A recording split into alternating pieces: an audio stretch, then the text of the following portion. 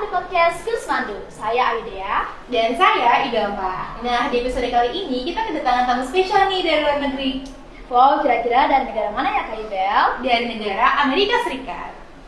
Boleh dong disebut sedikit orangnya? Boleh. Nah, beliau ini adalah seorang relawan yang berasal dari negara Amerika Serikat yang lagi menjalani pengalaman luar biasa di Kupang. So, kita bakal sharing-sharing dikit nih pengalaman beliau selama perjalanan ini hingga bisa sampai di SMA Negeri 2 Kupang.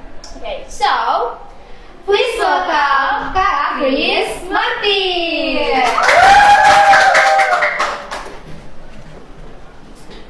Hi. Hai. Hi guys. Halo. Oke. Thank you. Oke. Seperti kata pepatah, kata nama kata saya, boleh dong Kak Chris memperkenalkan diri kepada sobat-sobat skills yang lagi nonton podcast ini. Halo semuanya. Nama saya Chris. Saya berasal dari Amerika. Saya kerja sebagai relawan di SMA 2 Kupang. Saya akan mengabdi di sini sampai bulan Desember tahun depan. Oke, I think that's for it, Chris. Oke, langsung aja kita masuk ke pembahasan dengan topik motivasi dan harapan. Let's go. Oke, pertanyaan pertama. Oke, bagaimana proses Kak Chris bisa bergabung dengan Peace Corps dan akhirnya ditempatkan di Indonesia, terkhususnya Kupang? Well, pada tahun 2019 dan pada tahun 2023 saya berkunjung ke Indonesia dan saya sungguh-sungguh sekali bertemu dengan penduduk Indonesia. Dan setelah itu saya bilang diri sendirinya, kita harus kembali ke Indonesia. Jadi ini seperti ada panggilan ya Kak? Ya, benar. Jadi untuk mencapai tujuan itu, beta mendaftar Peace Corps dan langsung diterima. Lalu beta ditugaskan di Kupang. Beta tidak pilih tempat yang mana. Beta ditugaskan oleh pengawas kuliah. Oke. Next question. Apa yang memotivasikan Kak Chris memilih jalur relawan, khususnya di bidang pendidikan? Karena menurutku salah satu kemampuan beta yang paling berguna adalah kemampuan bahasa Inggris. Dan beta mau berbagi kemampuan itu dan semoga beta bisa bantu siswa-siswi di SMA 2 dan di luar juga. Dan semoga beta bisa menginspirasikan, inspire students belajar bahasa Inggris ya. Ya, sekalipun mungkin pendidikan dan sistem pendidikan tidak terlalu bagus ya. Oke guys, seperti yang kita ketahui bahwa Amerika Serikat dan Indonesia memiliki kebudayaan yang sangat berbeda. Oke, maka dari itu kita ingin tahu juga bagaimana kesan pertama Kak Chris saat tiba dan mulai mengajar di SMA Negeri 2 Kupang. Sorry Kak. Okay. What culture shocks stood out the most unexpected when you first arrived in Kupang? Yeah. Maybe the biggest culture shock was agama. Karena sebelum beta tiba di Kupang, beta tinggal di Jawa selama 3 bulan. Dan beta tinggal dengan keluarga asuh Muslim. Okay. Perbedaannya besar sekali. Okay. What was the biggest challenge you faced when entering a new environment? Ya, mungkin cuacanya ya. Tapi beta tetap menjalin hubungan erat sama keluarga asuh, sama siswa-siswi di SMA 2, sama guru-guru di sini juga. Ya itu beta masih proses ya. Masih beradaptasi. Ya masih beradaptasi. Ya dan kadang-kadang ada tantangan that are unexpected. Okay. What were your first impressions when you arrived and began teaching at SMA Negeri 2 Kupang? Kesan pertama ya? Ya, kesan pertama.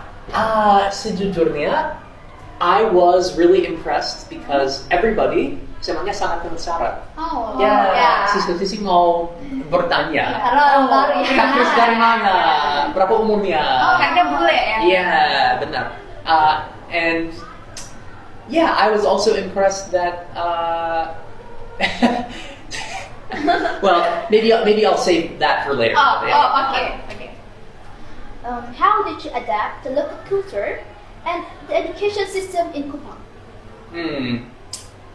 Well, I'm still adapting, masih beradaptasi ya. Belum selesai. Belum sepenuhnya. Yeah, so I think I just need, the important thing is berintegrasi ya. Hal yang paling penting adalah berintegrasi dengan masyarakat, bertemu dengan orang lain. Ya, secara itu beta bisa belajar bagaimana beradaptasi budaya ya. Ya. Oke, sebelum lanjut, kita punya question box di sini. Nah, teman-teman, jadi question box ini adalah kumpulan pertanyaan yang telah disiapkan dari tim Spills. Yang pertanyaan ini adalah pertanyaan dari warga SMA Negeri 2 Kupang yang ingin sekali ditanyakan kepada Kak Kris. Wow. Oke, Kak Kris silakan. Ambil ini. Question, right?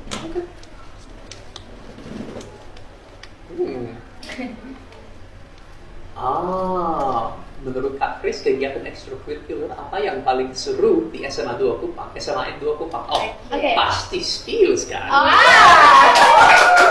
Guys, jadi ekstrakurikuler terfavoritnya Kak Kris, guys.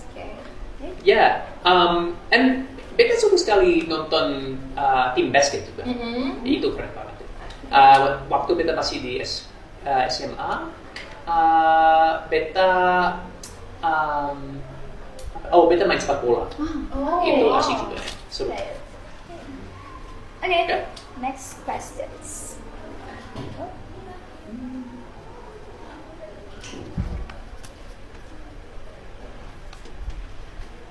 Apa hal paling unik dari SMA N2 Kupang menurut Kak Kris?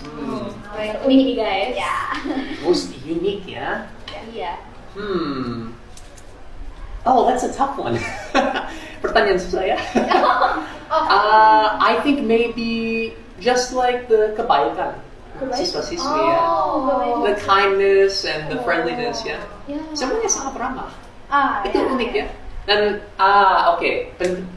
penduduk Kupang beda daripada penduduk Jawa karena kalian memiliki suara lebih keras, tapi makna sangat baiknya. Jadi cara intonasinya berbeda. Ya, benar. Tapi sebenarnya maksudnya baik. Ya. Oke.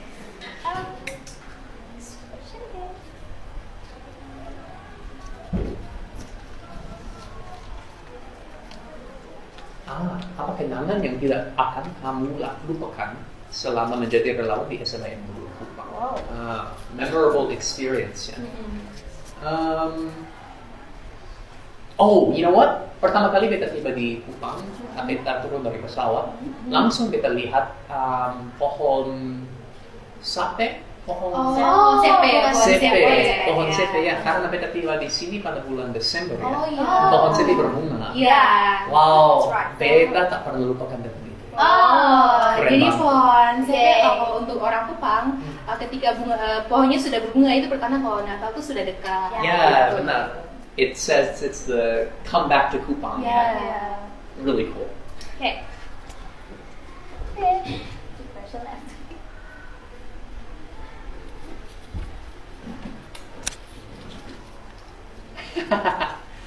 Siapa guru atau siswa yang paling meninggalkan kesan selama mengajar di SMA N2 Kupang?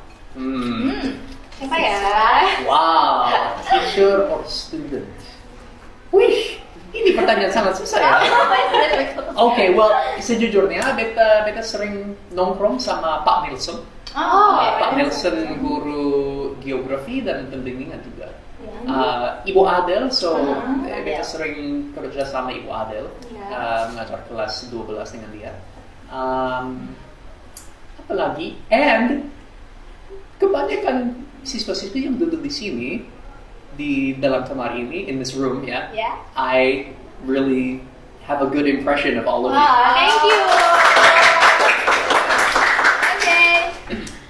The last question.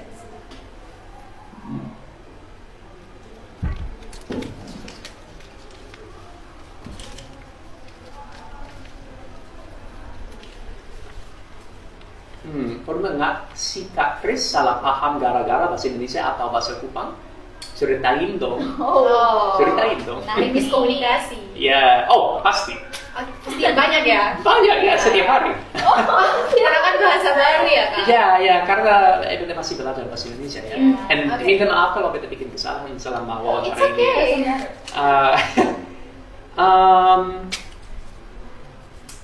I think belakangan kemarin beta pakai kata berkuasa.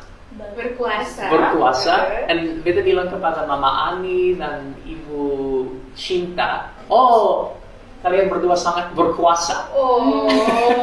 Oke. Dan mereka bilang, apa makna Kak Chris? Karena mereka khawatir, saya khawatir mereka merasa tersinggung. Ya.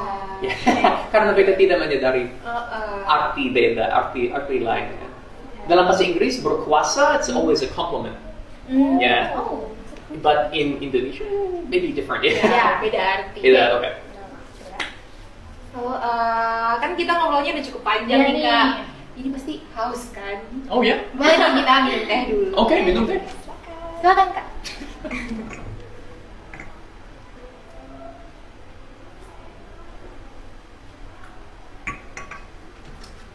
Nah, selanjutnya Kak Chris, kita mau bahas tentang perbedaan sistem pendidikan yang ada di Amerika dan juga yang ada di Indonesia. So Kak, what are the most striking difference between the education system in the United States and Indonesia, especially in Kupang? Oke. Perbedaannya paling besar menurutku KKM. Oh. Yeah, in the Standar United dua ya? States we don't have KKM. Oh. Yeah, so siswa-siswi bisa gagal ya. Iya. Kadang-kadang harus mengulangi, repeat the grade. Ya.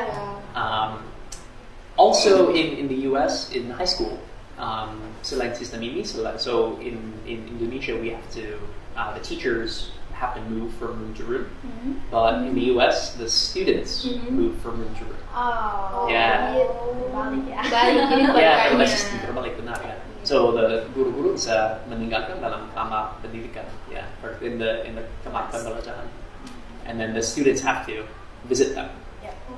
Yeah. And then also in the US we are always tepat waktu. Ya. Indonesia. Tepat waktu is number one. Yeah. But in Indonesia. On time guys.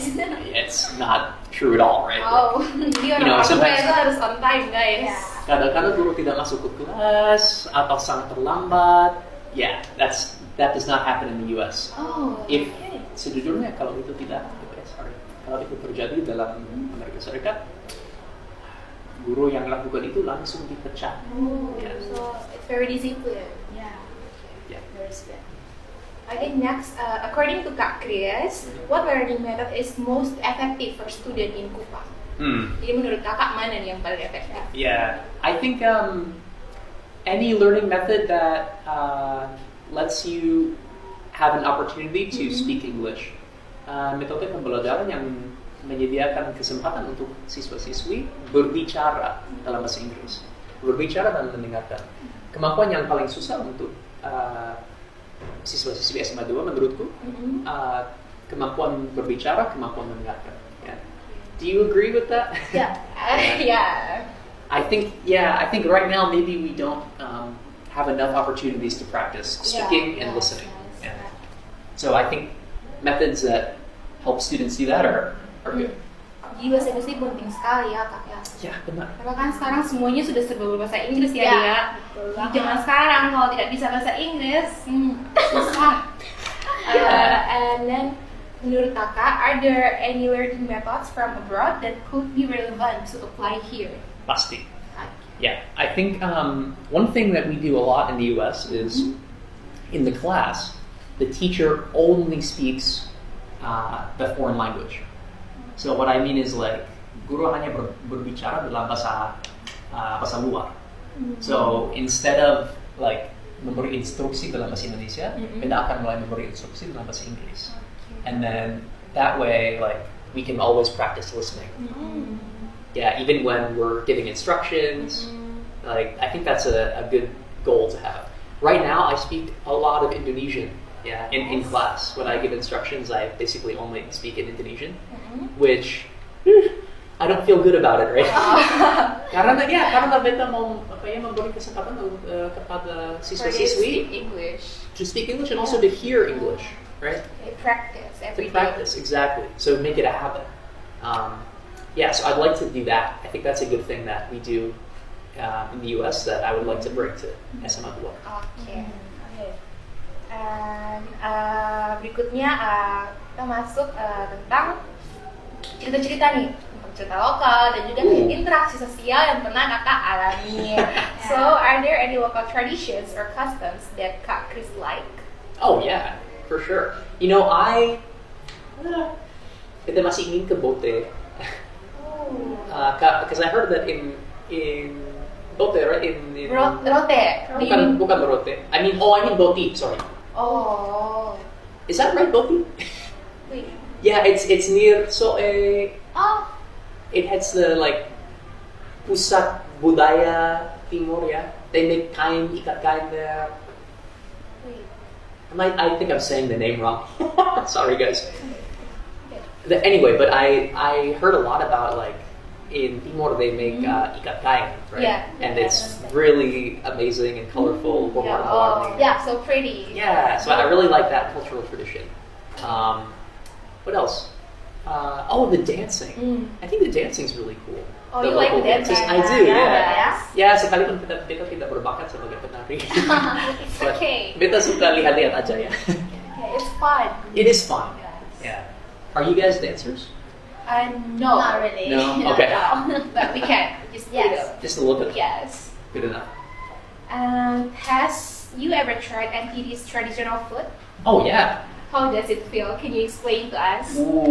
Okay. So sejauh sekarang kita sudah coba jagung bose, Wow, Dan itu tradisional sekali. Khas NTT. sei babi, Wow. jagung bakar. We tried a lot. Yeah, and then also I think I had gula semut. Oh, gula semut. Oh, Gula semut, yeah. Is that from Rote? Gula semut, I don't know. Yeah. Yeah, it's from Yes, Rote. it is. Okay. I liked it all. Yeah, it's actually nice. So karena kan di Amerika Serikat ya kami makan makanan yang sangat rumit ya, sangat prepared, Yes. very maju. Yeah, sedangkan di Timur jagung bose sangat sederhana ya, agak sederhana tapi enak. Yeah. Jagung bakar sederhana sekali tapi enak juga. So yeah, beta sudah menyadari bahwa makanan sederhana enak juga ya. Itulah yang membuat Timur tuh beda dari Yeah. yang lain. Ya, sebenarnya beta penasaran, kalian mengusulkan cuci mulut apa? Cuci mulut. Coba, Mister harus coba buah sabuak dari pohon lontar. It tastes like coconut. Oh wow. Jadi di dalam buahnya tuh ada air di dalam. You have to try. I would try it. Cool. Yes. Where is it from? Itu dari pohon lontar. Dari pohon buahnya namanya sabuak. Pohon lontar tumbuh di mana? Biasa di Pulau Rote banyak. Oh, Cuma di Kupang juga sudah ada. Okay. Thank you.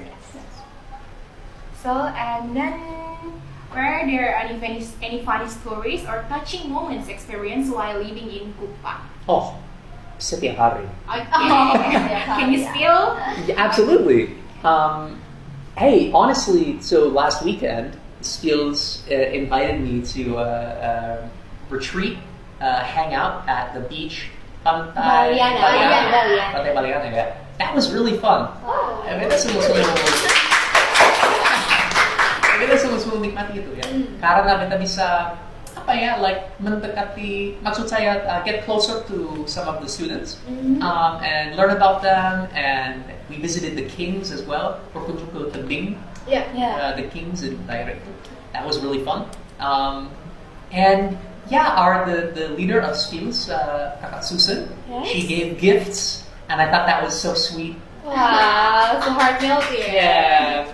So that was a really nice moment. It reminded me of ketika beta masih di SMA, ya. Peristiwa itu mengingatkanku. Oh ya, beta ingat ketika beta masih di SMA. Ya. You just like got deja vu. Deja vu or nostalgia ya. Nostalgia. Yeah. Nah, sepertinya masih banyak nih dek pertanyaan yang ada di dalam question box yang harus dijawab oleh Kak Chris. Oke. Langsung aja.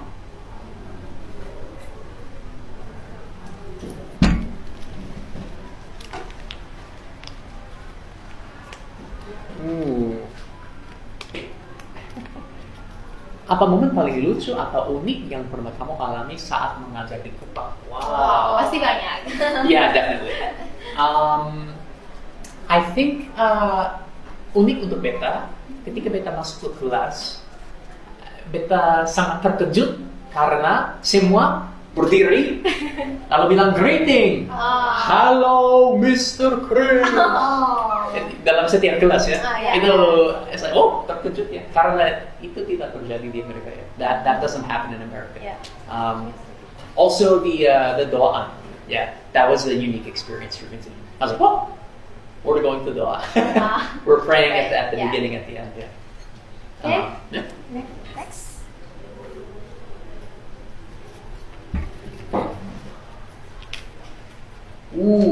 Dari semua tempat yang kamu kunjungi di Kupang, mana yang paling berkesan? Wow, what a great Mana question.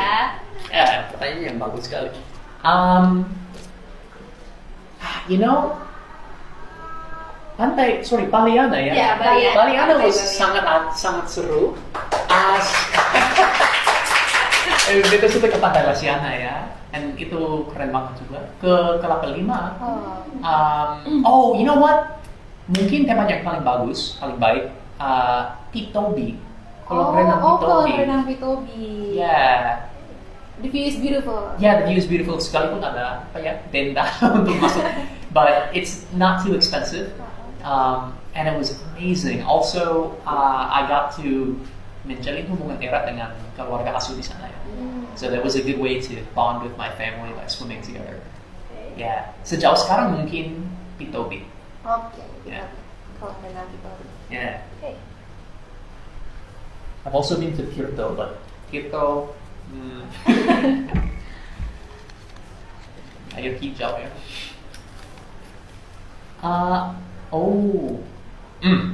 Another good one. Apa tantangan terbesar belajar bahasa Indonesia? Ya. I think, kadang-kadang, mungkin kita bisa memberi contoh ya. Ya. So, kadang-kadang kata dalam bahasa Indonesia terbunyi like serupanya very similar ya, sangat mirip. Contohnya, kacamata, Iya. kecematan, Kacamata. dan kemacetan. Seperti sama ya. Yeah, they sound so similar. Yeah. And that's true with many words in Indonesian, right? Like a big one that I often make this mistake, tenang lawan tegang. Sangat beda ya. Yeah, so and karena beta masih belajar, kadang-kadang beta buat kesalahan dan orang lain terlihat sangat bingung. It sounds weird. Yeah, because it's weird, and like I said before, I like maybe mungkin beta belum tahu konteks yang sesuai, like untuk menggunakan berkuasa contohnya, atau like bahasa gaul-gaul juga. You know what? That's the other thing. Learning about bahasa sehari-hari. Ya, kadang-kadang beta berbicara secara baku, too formal, terlalu resmi. Yeah, and so I think langkah pertama untuk beta adalah belajar bagaimana berbicara secara kurang resmi, lebih informal ya. Yeah, so that's tricky. Wait, sorry.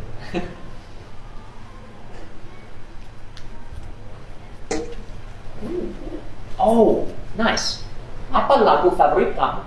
What is your favorite song? Favorite song. Okay. I think itu tergantung pada perasaanku. Ya, lagu favoritku tergantung pada perasaan.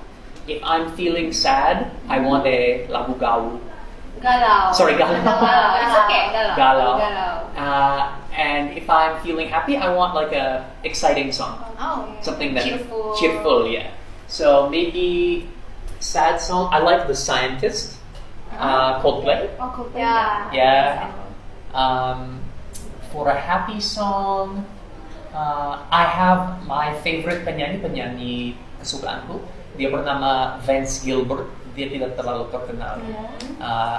Dia buat lagu masyarakat, folk song.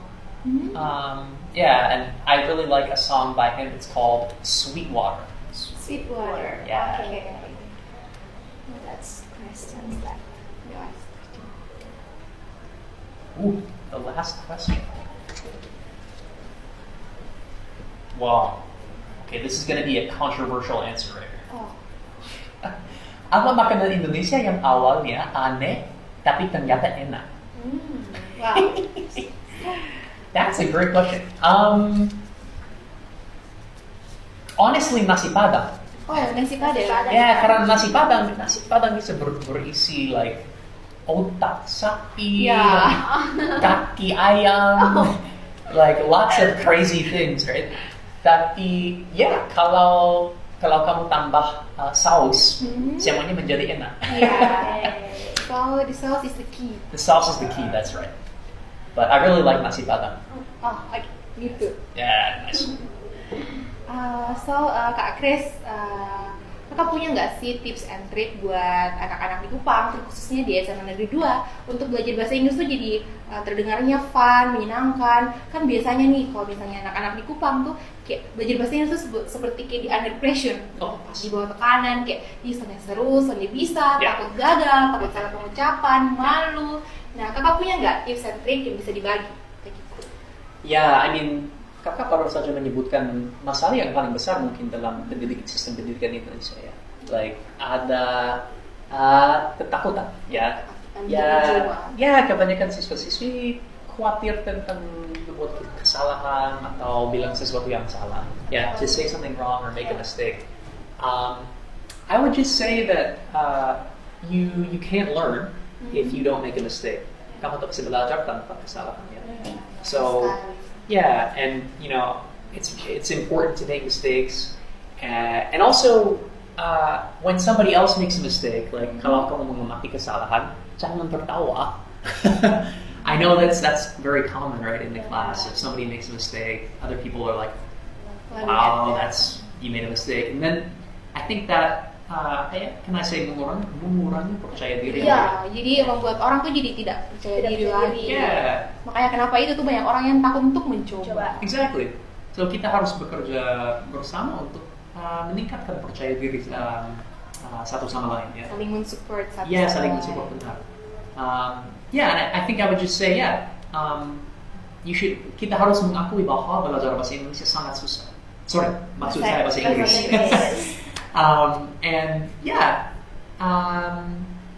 Kita perlu support bantuan dari teman-teman kita ya. I think that's the important thing to remember. Also jangan menyerah. Ya. Oke, berarti tidak boleh cepat menyerah. If mungkin kamu akan menemukan masalah atau tantangan, kendala, just coba lanjut ya. Coba lanjut belajar. Jangan menyerah. Jadi jangan terlalu dipikirkan ya tentang kendala-kendala yang dihadapi. Yeah, exactly. Don't let yourself be limited by your own doubt. Okay. Jadi seru banget ya obrolan kita hari ini. Mulai dari pengalaman pertama datang ke Kupang, sampai cerita-cerita soal makanan dan budaya lokal yang unik. Nah, jadi untuk yang terakhir, kita mau tahu nih apa sih pesan Kak Chris untuk anak-anak di SMA Negeri 2 Kupang, khususnya di Nusa Tenggara Timur, dan juga bagaimana kakak bisa memberikan kami motivasi agar tetap bisa bersemangat dalam belajar bahasa Inggris. Yeah, you can do it. Yeah. Beda dari bawah. Kadang-kadang sistem pendidikan Kupang di Indonesia juga mungkin dianggap kurang sempurna. Ya. And pasti ada masalah besar. Tapi jangan membiarkan, don't let that situasi itu membatasi kalian ya. Don't let it limit you. You can succeed despite the obstacles. Jadi kita tidak boleh gampang terpengaruh dengan situasi seperti itu, teman-teman. Yeah, exactly. Okay. Terima kasih banyak Kak Chris karena sudah berbagi pengalaman yang sangat seru dengan kami. Saya Dea, Saya Ibel, and sampai jumpa. Sebenarnya belum, Itu- dia masih harus kasih rangkuman dong yang sekolah bisa person ini. Kayak kasih pengalaman, kasih ini apa begitu. Atau bisa? Sudah. Satu, dua, tiga. Nah, betul banget nih kata Dea. Jadi banyak sekali insight baru yang pastinya bikin kita lebih paham soal budaya dan juga semangat menjadi relawan seperti Kak Kris. Nah, teman-teman, tadi juga sudah banyak tips dan trik yang Kak Kris sampaikan dan juga harapannya kita sebagai anak sekolah tidak boleh cepat menyerah dalam belajar bahasa Inggris karena bahasa Inggris ini sangat dipentingkan dan diperlukan sekali untuk kedepannya. Sekarang semua serba canggih, di mana-mana sudah serba bahasa Inggris dan kita sebagai anak-anak muda Gen Z harus tetap update soal ini. Oke. Saya Dea. Saya Ibel. See you next video.